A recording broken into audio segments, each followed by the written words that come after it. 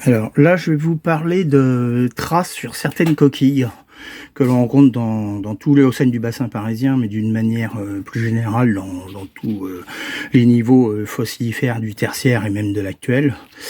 Ce sont des types de traces. Alors on a deux types de perceurs principaux. On a les murex, hein, la famille, le groupe des murex, des animaux comme ceci. Alors là j'en présente un qui vient d'un gros spécimen qui vient du guépel, qui est un spécimen assez rare. Voilà. Ça fait partie des animaux perceurs, vous allez voir. Je vais montrer. Et le deuxième, c'est les natica, les naticidés, qui sont comme ceci. C'est un autre type d'animaux perceurs, qui est plus fréquent, et qui fait des trous qu'on arrive à distinguer sans trop de difficulté, à partir du moment où on a un petit peu l'œil avisé et habitué à en voir, parce que les deux font des trous, mais très différents. Alors, le premier type de trou qu'on rencontre, c'est les trous de naticidés, là, comme ça, qui sont des trous avec ce qu'on appelle un chanfrein. Je ne sais pas si vous allez bien le distinguer, mais là, je pense que oui.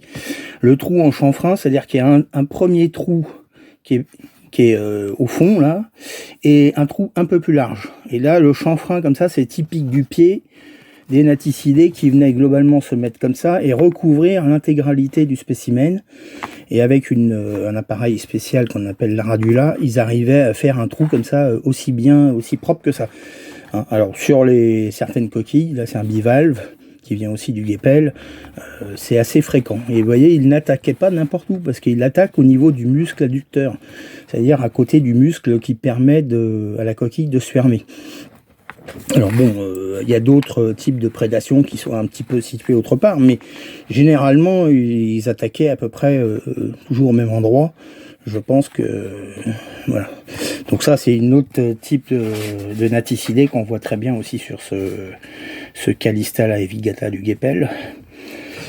Et toujours du guépel, un autre type de coquille, un gastéropode, qu'on appelle une Baiania lactea, et qui a été aussi mangé avec un chanfrein bien marqué, donc par une naticidée. Alors là, j'ai encore un autre bivalve à vous montrer, toujours du guépel, qui est une Bicorbula gallica, qui est complète. Hein. Je l'ai juste recollé avec un point de colle, mais à la base, elles étaient complètes. C'est assez fréquent. C'était assez fréquent au guépel. Et celui-là, pareil, avec un chanfrein un petit peu moins visible, mais j'aurais tendance à attribuer aux naticidés aussi. Là, les murex, j'ai pas vu de traces de prédation de muricidés. À part peut-être celle-ci, voilà, celle-ci, ça serait plus une trace de naticidés, de muricidés, parce que justement, il n'y a pas le chanfrein, le fameux chanfrein. Alors, je vous mettrai, j'ai un PDF qui avait été, un petit article qui était paru dans la revue Minéraux-Fossiles dans les années 2000, qui montre très bien toutes les traces que l'on rencontre dans divers sites. Et celle-ci, c'est plutôt un muricidé, parce que le trou est bien droit, il n'y a pas de chanfrein. Donc voilà pour les traces de prédation. Alors après, bon là on a encore une autre coquille qui vient d'un lutétien inférieur, du Vexin, qui est pareil avec un chanfrein plus ou moins marqué. Donc j'aurais tendance à dire que c'est plutôt une naticidée qui l'a fait plutôt qu'un murex. Voilà. Alors après, qu'est-ce qu'on a on a, je vous en avais déjà parlé sur un autre topic,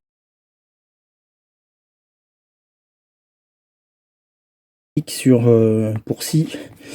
On a d'autres types de prédations qui ne sont pas dues à des mollusques, mais à des crustacés.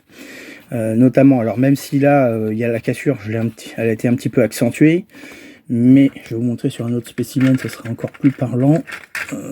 Là, c'est un spécimen qui n'est pas cassé frais, vous voyez, et il y a eu de la casse. Généralement, ça, c'est attribué à des crustacés.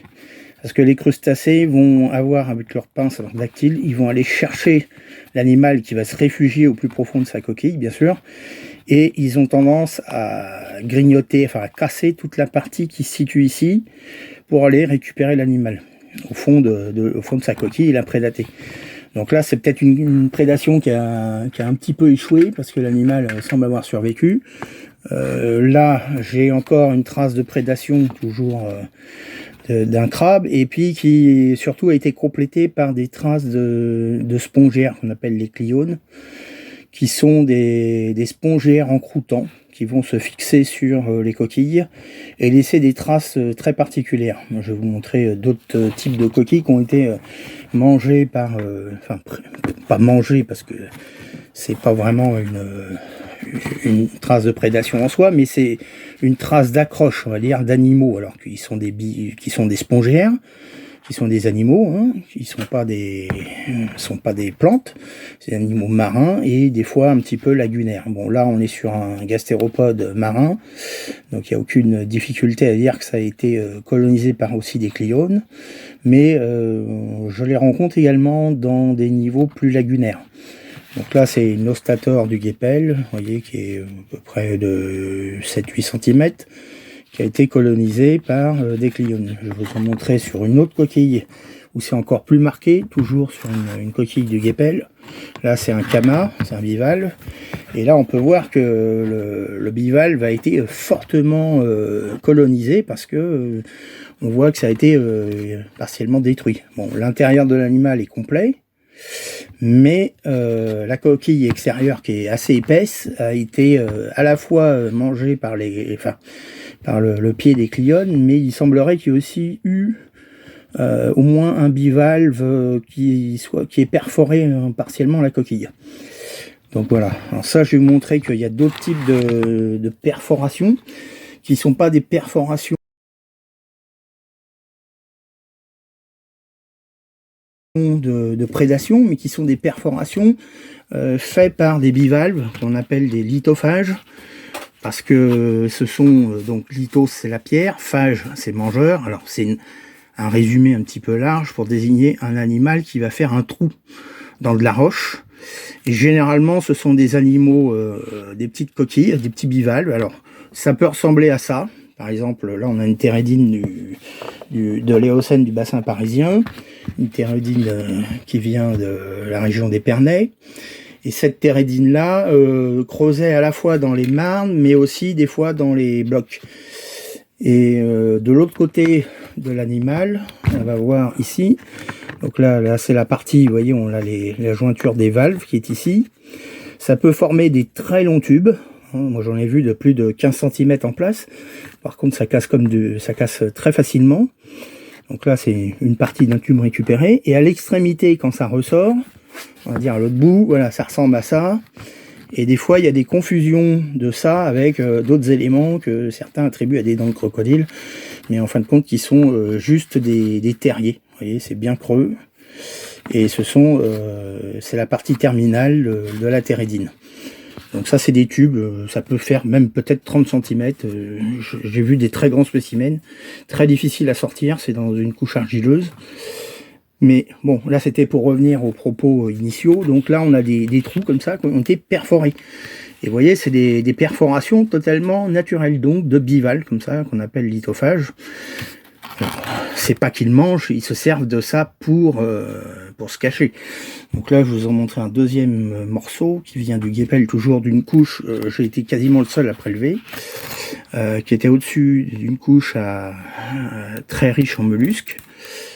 Et vous voyez la taille des trous, hein. Je peux y glisser un doigt sans difficulté. Et c'est bien un animal qui a creusé ça, qui a creusé cette partie. Et là, pour preuve, on a encore une coquille qui est partiellement en place ici. C'est pas moi qui l'ai ajoutée, vous voyez, elle est ici, c'est donc un bivalve.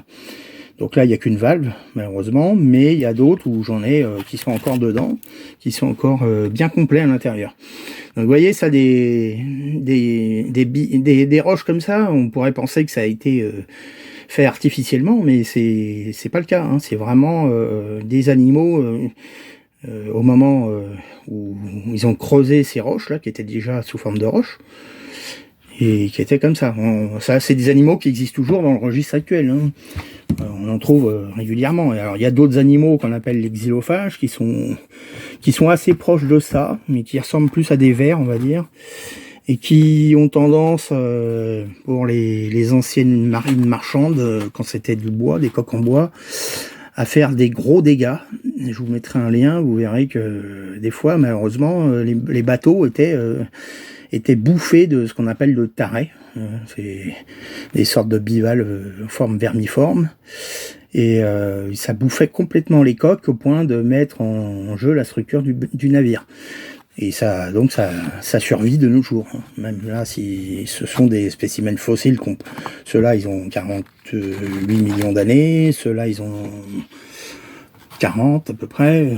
Voilà, donc on passe d'un registre à l'autre. Donc c'était surtout pour vous montrer toutes ces traces que vous allez des fois rencontrer. Donc faites-y attention, ça a un intérêt particulier parce que bon, ça raconte une histoire, ça raconte une tranche de vie, si j'ose dire. Même si là, ça fait partie des traces de prédation. Mais bon, les muricidés sont essentiellement carnivores, tout comme donc les naticidés.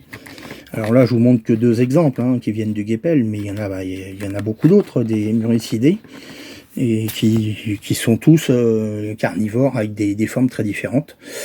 Voilà, j'espère que ça vous plaira, je vous dis à bientôt.